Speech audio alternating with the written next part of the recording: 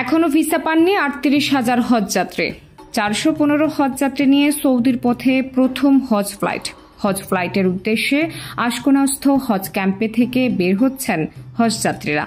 আজ আবেদনের সময়সীমা শেষ হতে চললেও এখনো পর্যন্ত ভিসা পাননি ৩৮,০০০ হজযাত্রী।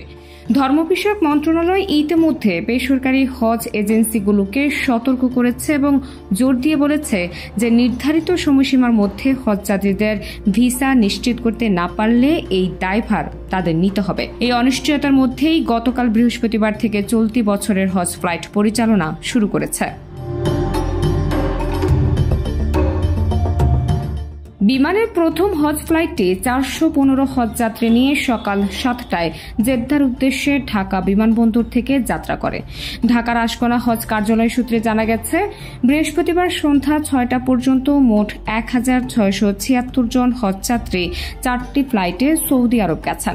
এবছর ৮৫,২৫৭ বাংলাদেশি হজ করতে সৌদি আরবে যাবেন। এর মধ্যে বিমান ৪২,৬২৯ জন যাত্রী বহন করবে এবং বাকি যাত্রী বহন করবে সৌদি আরবের দুটি এয়ারলাইন্স।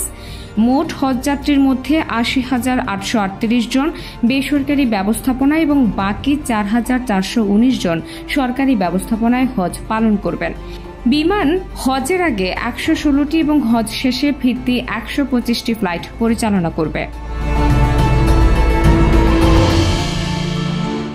এবছর চাঁদ দেখা সাপেক্ষে ১৬ই জুন হজ অনুষ্ঠিত হওয়ার সম্ভাবনা রয়েছে। আশকোনা হজ অফিস সূত্রে জানা গেছে, বৃহস্পতিবার পর্যন্ত সরকারি ব্যবস্থাপনায় হজ পালনের জন্য নির্ধারিত ৪,৩২২ জন হজযাত্রীর ভিসা সম্পূর্ণ হয়েছে।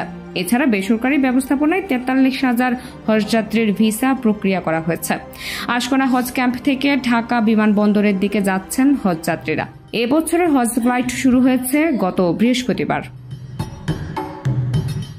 নাহার নিশি, প্রিয় দেশ।